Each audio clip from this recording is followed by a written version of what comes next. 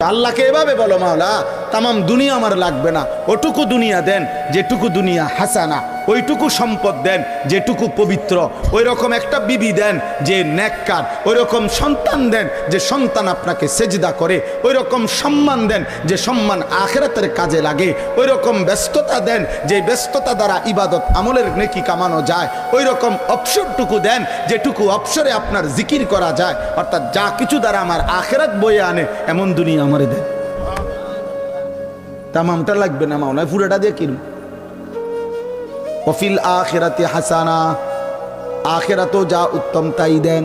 তাহলে দুনিয়া বাদ দিতে বলছে না, আখিরাত ভুলতে নিষেধ করছে। আমরা তো এটাই বলতে চাই, দুনিয়া করো না ভাই, কোনো সমস্যা কি? আল্লাহকে ছেড়ে দিলা কেন? হালাল হারাম ছেড়ে দিলা কেন?